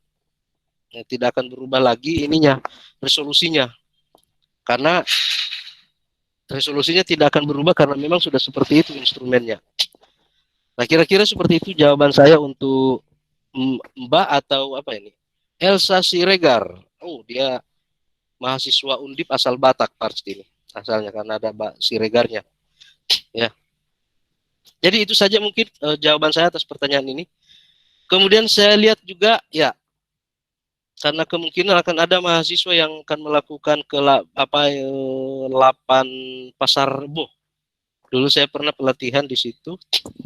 Ada Pak Babak Purbantoro. Nah itu tadi ya ada Pak Babak Purbantoro. Ini saya lihat. Tadi yang awan itu ya punya dia yang saya coba tampilkan, saya citasi. Untuk saya tampilkan contoh-contoh aplikasinya. Kalau saya sendiri spesifikasi membangun algoritma kemudian ground instrument. Nah, Pak Babak itu waktu ini dia belajar awan, dia Himawari untuk awan. Barangkali dia juga bisa memaparkan atau memberikan informasi terkait tugas akhir yang bisa dilaksanakan di 8 apa lagi namanya itu, pokoknya ada pusat data penginderaan jauh kalau tidak salah di 8 Pasar Rebo. Di situ pusat semua beberapa data satelit internasional bisa terkumpul di 8 situ. Barangkali bisa memberikan paparan tentang peluang tugas akhir maupun kerja praktik di sana. Silakan Pak Babak. Bisa ya, Bu Moderator, Mbak Moderator ya. Nah, ini orangnya ada. Silakan Pak, barangkali ada gambaran. Waduh, Pak Jamrud ini nyolek-nyolek saja ya, lagi tidur ya.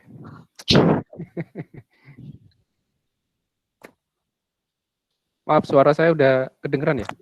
Ya, kedengeran. Oke. Sudah. Saya ya perkenalkan, nama saya Babak. Saya kebetulan itu satu lab dengan Pak Jamrut. Jadi tapi agak beda bidang sih. Jadi kalau Pak Jamrut lebih ke arah instrumentasi ya, kalau saya lebih ke arah pengolahan data remote sensing. Kebetulan memang saya bekerja di LAPAN di bagian pengolahan data remote sensing.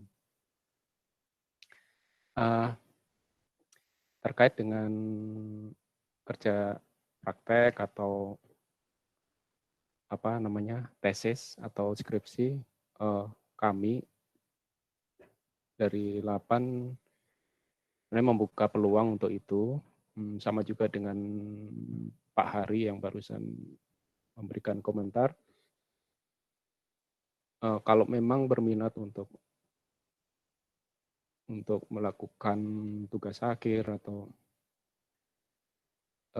bisa mengirimkan surat ke kantor kami. Kebetulan juga kemarin sudah ada yang menghubungin saya, 1 atau 2 orang gitu. Ya udah, karena kondisinya pandemi ya online saja gitu. Jadi kita komunikasi by online. Nah, kalaupun memang nggak bisa datang ya nggak apa-apa gitu. Cuman nanti kalau bisa dikirimkan surat permohonan resminya, karena itu terkait penggunaan data ya, jadi harus secara resmi itu tercatat. Kemudian kalau memang karena memang posisinya jauh ya, di luar Jakarta, paling saat ini yang bisa dilakukan ya masih online. Ya itu aja sih dari kami. Kalau memang berminat silakan. Kebetulan kalau saya lebih ke arah pengolahan data Himawari ataupun data modis, data-data remote sensing yang pasif. Kalau memang berminat terhadap pengolahan data yang satelit yang lain, misalnya data SAR atau data yang lain, nanti banyak teman-teman di sini yang bisa menghandle tentang data-data tersebut. Itu aja sih. Mungkin itu aja sih Pak Jamrut. Terima kasih. Saya juga tadi perhatikan luar biasa presentasi Pak Jamrut. Saya sampai banyak pertanyaan, tapi nanti aja Pak, kalau kita ketemu kita ngobrol sambil ngopi-ngopi ya Pak ya. Insya Allah. Mudah-mudahan pandemi usai kita bisa ngopi lagi. Siap. Oke. Ya, terima kasih atas kesempatan ya, yang sama-sama. Ya, terima kasih Bapak. Di sini ada penanya berikutnya, penanya yang ketiga, yaitu dari Fathia Gesta Ananda dari UNS, bertanya apakah remote sensing yang telah digunakan di seluruh dunia memiliki kekurangan dan apa yang membuat remote sensing tersebut masih belum diperbaiki kekurangannya. Terima kasih. Oh ya, Bapak mengingatkan, mungkin ini menjadi pertanyaan yang terakhir karena waktu sudah menunjukkan mendekati pukul 15.00. Begitu Pak. Ini mungkin menjadi pertanyaan terakhir. Silakan Bapak untuk dijawab. Mohon, mana tadi pertanyaannya ya? Saya bacakan ulang ya Bapak. Ya, dari saya ini saja, saya ditampilkan di chatnya mana tadi? Saya kehilangan jejak. Oh ya, ini sudah Pak. ketemu ya. Oke, sudah ketemu. Fathia Baik, Gesta Ananda dari UNS, Universitas Negeri Solo ya?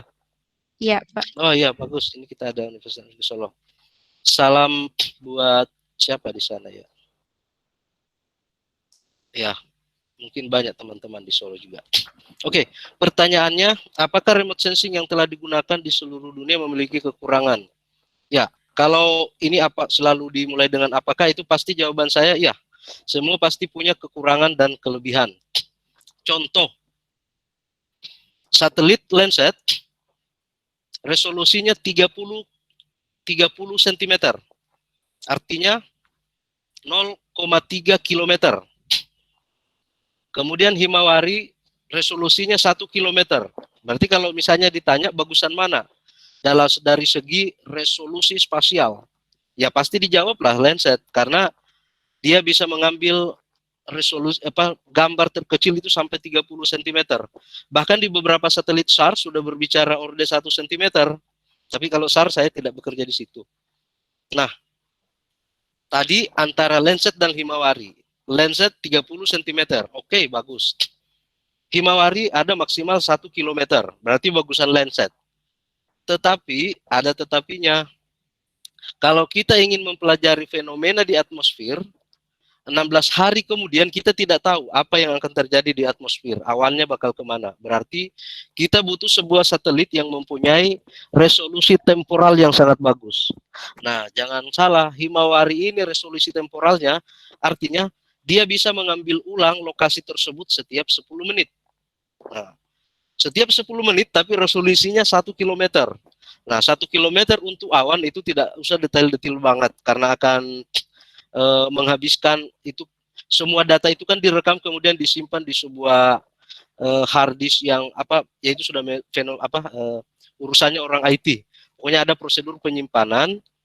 Nah, jadi bukan berarti itu kekurangan lantas tidak harus diperbaiki, tetapi memang sudah harus seperti itu karena untuk apa resolusi tinggi untuk di atmosfer. Nah, gitu. Jadi tiap 10 menit, bayangkan tiap 10 menit kita bisa menangkap informasi di atmosfer. Kalau tiap 16 hari, nah itu keburu-buru awannya entah kemana. Tapi resolusinya bagus, jadi memang masing-masing punya kelebihan dan kekurangan. Nah, kira-kira gitu. Itu baru 2 satelit, belum satelit yang lain. Kemudian, apakah remote sensing masih belum diperbaiki kekurangannya? Terima kasih. Maksudnya terima kasih tulisannya di situ. Ya, sudah disempurnakan, tentunya dengan adanya resolusi generasi ke generasi. Termasuk misalnya Landsat yang tidak berhasil mengorbit itu Landsat 6. Kemudian Landsat 7 sekarang ada garis-garis di datanya gitu. Jadi untuk atmosfer maupun perubahan lahan itu sudah kurang bagus. Jadi untungnya ada Landsat 8. Nah, nantinya akan ada Landsat 9. Himawari pun seperti itu. Sekarang sudah Himawari generasi 9. Itu diluncurkan pada saat saya mau ujian sidang. Pas mau pulang ke Indonesia diluncurkan. Dan waktu itu begitu pas pulang mengajukan proyek untuk Landsat Himawari 9 dengan Jepang dan lolos, alhamdulillah. Dan saya sempat deg-degan kalau Himawari 9 tidak berhasil merekam data sementara saya mengajukan penelitian di Indonesia kerjasama Ciba. Nah, itu bagaimana nanti, saya juga pusing. Alhamdulillah itu berhasil, informasi terbaru. Namun ya karena pandemi ini akhirnya ya saya tidak bisa hanya koordinasi saja. Jadi itu untuk menjawab tadi pertanyaan tadi, intinya adalah gambarannya kira-kira seperti itu. Antara Landsat dan Himawari tentu ada kekurangan kelebihan tadi. Tetapi di balik kekurangan dan kelebihan itu tentunya selalu saling menutupi. Kira-kira seperti itu saja jawaban saya. Oke, mungkin barangkali ya itu saja dari saya ya. Kita sudah mau sholat asar.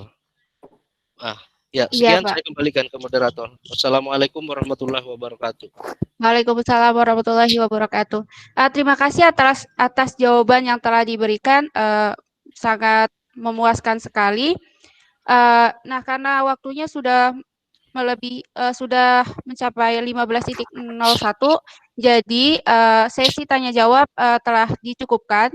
Selanjutnya, jika ingin ada yang ditanyakan lebih lanjut, bisa dapat menghubungi Bapak Jamrud Aminuddin secara personal, melalui email bisa juga, atau kontak yang tertera pada CV tadi. Lalu setelah ini ada sesi penyerahan sertifikat dari Himpunan Mahasiswa Fisika Unsud kepada Bapak Jamrud Aminuddin MSI PhD sebagai pembicara dalam kuliah umum pada kesempatan kali ini.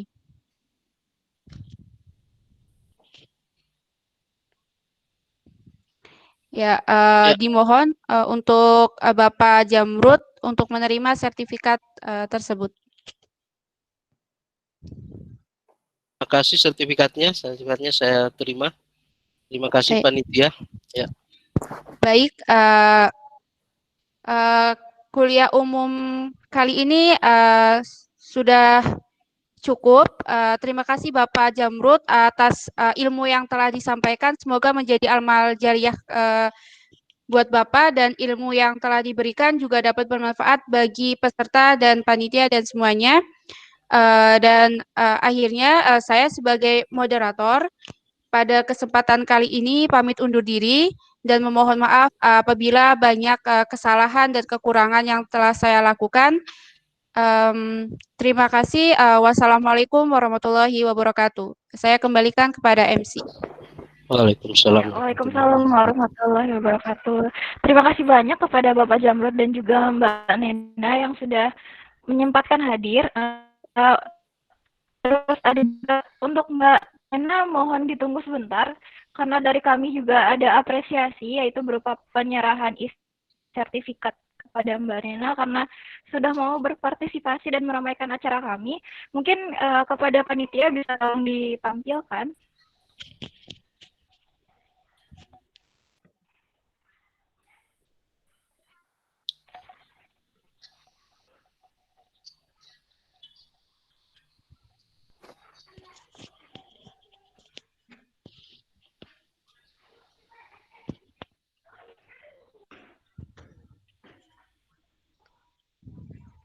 Nah, ini dia sertifikatnya Mbak Nena. Terima kasih banyak karena sudah mau kami repotkan untuk menjadi moderator pada acara siang hari ini. Mudah-mudahan pengalaman dan juga ilmu barunya dapat bermanfaatnya Mbak Nena. Terima kasih banyak.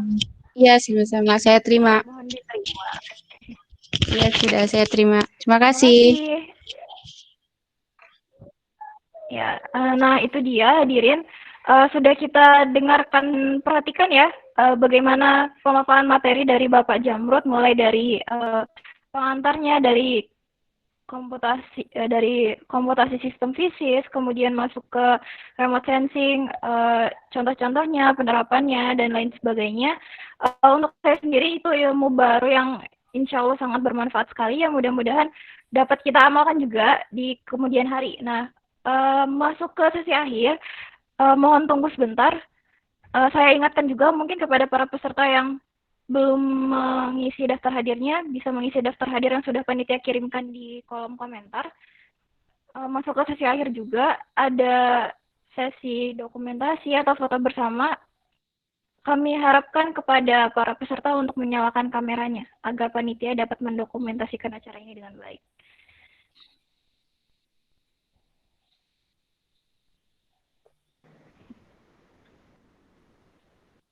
Panitia. Iya, bagaimana Pak? Sebelum ditutup, saya ada pengumuman sedikit. Barangkali ini ada Pak Bambang Setiadi dari LIPI, mungkin ini pengumuman terkait TA, mungkin sekitar 1 atau 2 menit. Pak Bambang Setiadi dari LIPI Bandung untuk tawaran tugas akhir maupun kerja praktek. Cuma sebentar, ya. Bisa ya? Iya, monggo. Ya, silakan Pak Bambang. Oh, baik. Assalamualaikum warahmatullahi wabarakatuh. Terima kasih Pak Jamrud. Mohon maaf ini telat ini. Buat teman-teman mahasiswa dan kawan-kawan peneliti, barangkali ada yang berminat untuk mengolah data sintetik aperture radar atau data GPS. Kebetulan kami melakukan penelitian di sana. Jadi kami punya namanya Sumatera GPS Array, dipasang di pantai barat Sumatera. Jadi kita melakukan penelitian tentang pergeseran lempeng bumi. Jadi mungkin teman-teman yang melakukan kegiatan penelitian geofisika gitu, barangkali berminat, silakan hubungi Pak Jamrud, nanti bisa ke saya. Itu aja. Terima kasih panitia, terima kasih Pak Jamrud. Assalamualaikum. Terima kasih Pak Bambang, Pak Hari, Pak Babat. Ya, terima kasih Bapak. Terima kasih banyak atas infonya. Mungkin bisa langsung saja. Gimana panitia, sudah siap untuk men-screenshot? Siap-siap. Sudah, Kak. Sudah ada ya tim panitia yang bersiap? Ya, oke. Saya hitung dari mungkin bisa siap-siap ya. 3, 2, 1.